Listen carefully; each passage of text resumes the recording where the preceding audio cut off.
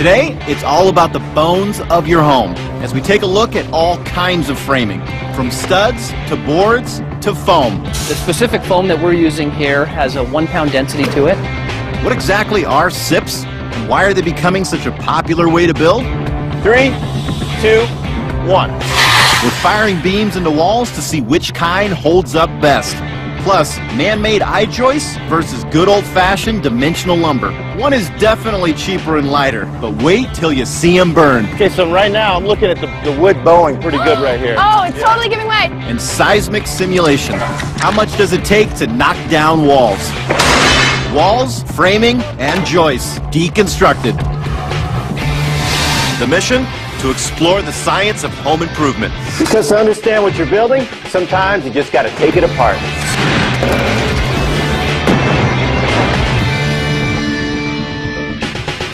Hey, I'm Matt Blashaw. Today we are talking structures.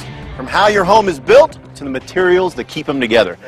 Most homes are still framed with sticks, 2x4s or 2x6s. It's a tried and true method. But that is starting to change. How often have you seen a house framed like this? Full walls, the sheathing, the insulation, all pieced together at once. At Premier Building Systems in Seattle, Washington, they custom make these prefab panels. They're called SIPS. What is a SIP? SIP stands for Structural Insulated Panel. Okay. A SIP is an alternate to traditional conventional framing. And since these panels are basically wall sections, building a structure with them is a snap. So literally, a couple guys like us can build an entire house. You bet. I mean, we put this together in a matter of minutes. It saves on time, saves on energy. I mean, it's green. It's definitely the next step from conventional framing. And while SIPS framing will cost you a little bit more up front, you can expect to see a return on your energy bill. From an energy efficiency standpoint, it's exceptional. And generally speaking, we find 50 to 60% savings on energy costs. Over the lifetime of your home, I mean, that's Payback is tremendous. huge. All right, so show me how this stuff is made. Let's go show you the process. All right. This is the meat of the sandwich. This is expanded polystyrene, EPS. EPS. The specific foam that we're using here has a 1 pound density to it. This stuff is lightweight, strong, and efficient. If you look at traditional fiberglass batting that gets applied inside a wall, there's a lot of air. We eliminate all the air in the wall. No air That's a critical whatsoever. component. And here's another advantage over traditional building methods. With SIPS, all the openings for wiring and electrical outlets are made at the factory. A hot wire makes precise cuts in the foam. It works kind of like a giant cheese wire. This gets hot. Okay. What we're going to do is we're going to run it through. Here we go. Down. Okay. Oh! If that nice. performed correctly, we should be able to push that right out. Can you pull that, Matt? Great success. With the foam cut to specifications, it's time to cover it with OSB.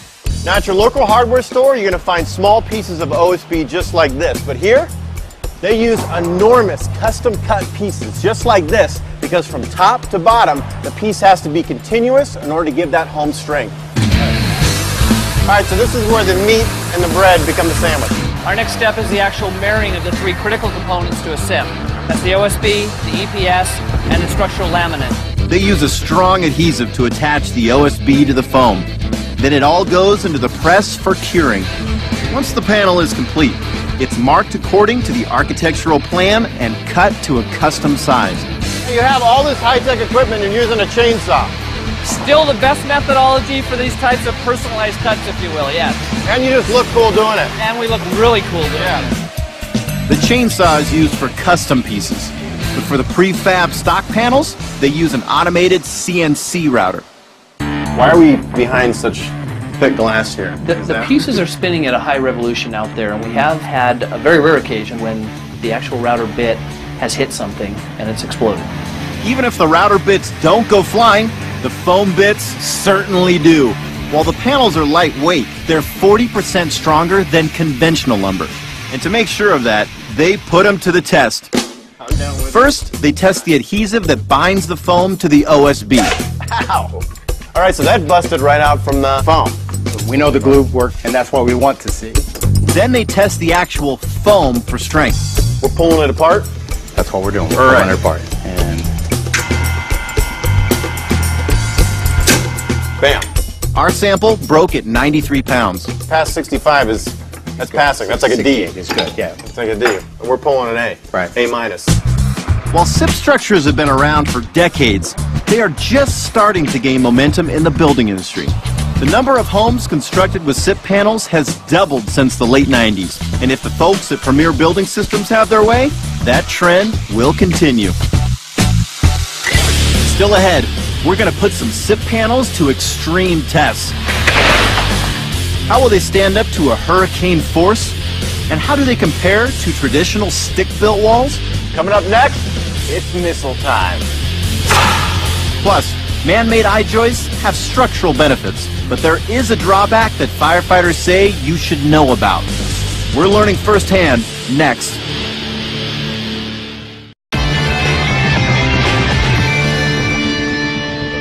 We've seen how SIPs are made, but now let's destroy a few to see how strong they are. And for that, we're going to the NTA testing facility in Indiana. So how do you know your house will stay standing when Mother Nature gets violent?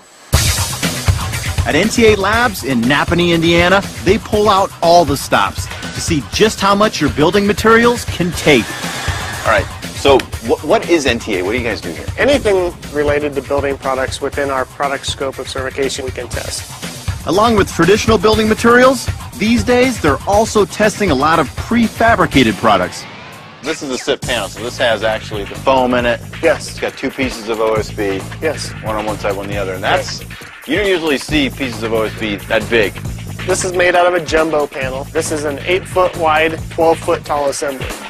You might find this type of assembly used as a wall or a roof, so we want to know just how much weight it can take. This is the axial load test.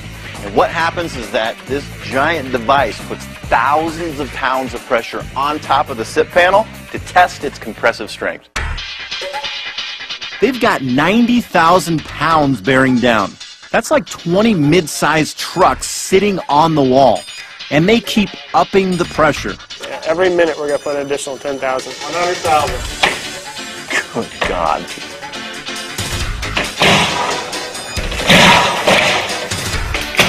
That's it. How high did you get?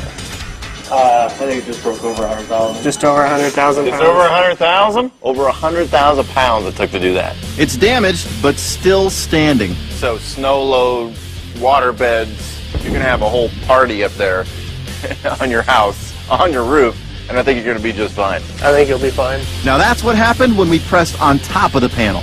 In the next test, we're going to lay it flat and apply a different kind of pressure. So you call this the suck test, all right? It's a transverse wind load test. Transverse wind load test. We have vacuum motors on the bottom of this table, and we're going to suck the air out of this wooden box that we've built. All right, well, let's get sucking. In this test, they're applying uniform pressure over the panel. Again, simulating wind or even snow load. They get up to 8,000 pounds of pressure, and then... That was violent. Yeah. You could have put over 8,000 pounds of snow on this panel at the point where it failed. Now we have even bigger things in mind. This panel measures 20 feet long. Bigger panel, bigger vacuum. Let's see what happens. Action.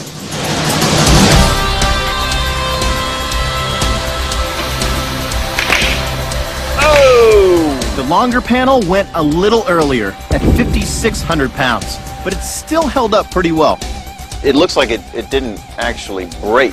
Yeah, it bends before it breaks, and that'll give you an indication if the wall is overstressed. 2 tests down, 1 to go. The next one simulates hurricane force winds. All right, well, let's see the missile. Oh, yeah. This thing's going to fly on at how many miles an hour? 34 miles an hour. Yes. We got a SIP and 2x6 construction with drywall and OSB. We'll compare how they do. Let's fire some missiles. First, we'll take aim at the drywall and OSB. 3, 2, 1. Oh, jeez. So this would clearly be a failure. Whoa, clearly. Without any insulation to slow it down, the missile went clean through. That wind will enter the house or the building. You'll create a positive pressure on the inside of the house, and that's where you see the windows exploding out of the homes walls blowing out. Absolutely, the whole Wizard of Oz. Right. Pop the roof off. Now we'll shoot at the SIP wall with a foam core. And this time, I'm doing the honors. Boink! Right back at us. Look at this. That was the same speed, right? Right, 34 miles an hour. 34 miles an hour. It ripped the front, but Around the backside, clean. Yep. Nothing. That's impressive. so even though the OSB was cracked, the foam was strong enough to stop our missile. Good to know if you live in storm-prone areas. NTA is all about testing building materials, so our homes can withstand the worst conditions. How can you tell which walls in your home are load-bearing and should not be messed with? Any outside wall should always be considered load-bearing. But remember, a remodel can turn an exterior wall into an interior one. A look at the foundation will help determine if that's the case. Another trick? Check the joists in the attic. If a wall runs perpendicular, it's likely to be load-bearing. When in doubt, get an engineer's opinion before you go knocking walls down. Up next, meet engineer Deanne Bell, who helps us compare dimensional lumber and engineered I-beams. Here we go. It's deflecting. 46. Oh, that's some good deflection. That's the mouse! Nice! We're putting these joists to the ultimate strength test, and then we'll see how they burn. The thicker wood is really kind of keeping it contained. Which type of wall systems are strongest? We're gonna rack them all till they fall, so stick around. More and more these days, people are using this stuff to build their house. It's an I-joist made of engineered wood, essentially wood particles and veneer strips held together with strong adhesives. It's lighter, cheaper, and they say stronger. But is it stronger than dimensional lumber? Well, I brought an engineering expert, Deanne Bell, to help us out. How's it going? How are you? Good. Now, have you ever worked with this stuff before? A little bit. All right. So what makes it so strong? Well, it's all about this cross-section. It's all about that shape. As this sags, everything on the bottom is stretching, everything on the top is compressing. What's great is right in the middle, there's no stress at all. So we remove all that material and you get similar structural integrity, less material. Less material. And because the wood is engineered, the beams can be made much longer than dimensional beams. So how do they compare in terms of strength? What are we going to be doing? Breaking beams Love it. with an excavator. Ah, love it. All right, cool. So we're going to be actually putting pressure down on these things to see when they'll crack. Exactly. And to measure the force from the excavator, we're using this, a load cell. It will tell us exactly how much weight we're applying to our joists. First up, our dimensional lumber joists. Let's see what this sucker can do. Here we go. 600s, 800, up to 1,000 already. 14, 15, 16, 17, 2,000. Come on. Here we go. It's deflecting. 46. Oh, that's some good deflection. 48, we're up to 5,000. 5,000. Nice. Yes. Well done. Right there, that knot. Look at that. All right, so that broke at 5,100 pounds. So how will our engineered joist fare? 500, 600, 700, Okay. 800, 900, 1,000, 12, 13, 14, 15, 16, 20, Let's see a little 3,000, deflection in 32, 34, 36, 38, 37. Deflecting this. There we go. The composite I-joist snapped at about 4,800 pounds. So they're actually pretty close. They're pretty comparable. Yeah. You think about how much lighter this is, how much cheaper it is. You're basically using scraps to make this. Recycled material. I mean, there's a lot of advantages. So dimensional lumber and engineered wood, structurally speaking, are pretty comparable in terms of strength. But how do they hold up to fire? Let's cook some floors. We made two 4x8 floor systems, one with dimensional joists and the other with composite I-joists. Then we put 200 pounds of concrete blocks on top of each and plenty of fuel for our fire underneath. All right, you ready for this? I'm ready. Let's let the Battle of the Burn begin. Battle of the Burn. All right, ready? On your mark. Aim, fire.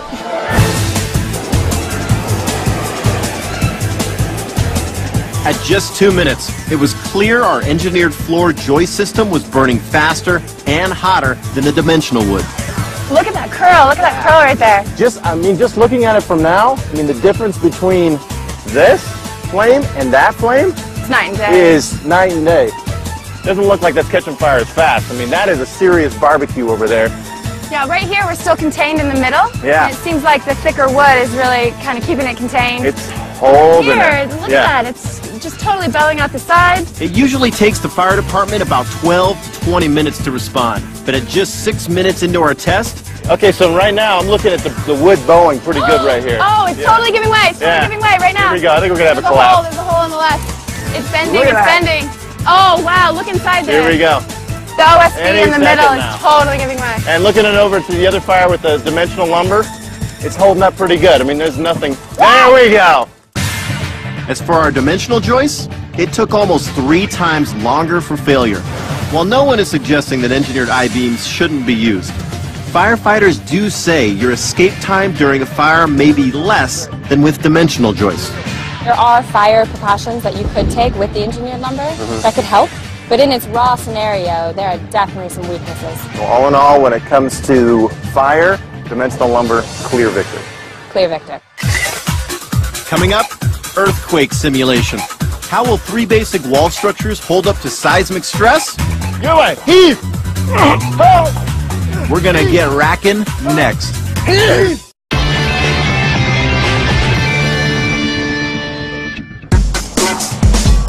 Walls are designed mainly to support weight from above, but sometimes Mother Nature stresses walls from the side. One of the pressures that can be put on a wall from either seismic activity or even wind is called racking. It's horizontal pressure that can tilt a wall or even cause it to fail if it's not supported correctly. Wall strength is determined by the combination of framing and sheathing. We're going to try to demonstrate that with a racking test. The National Association of Home Builders uses a racking test uniform wall strength. Our test is a little more informal. First up, a basic stud frame. Very simple, no supports, bolted to the ground. Let's see how easy it is to push over.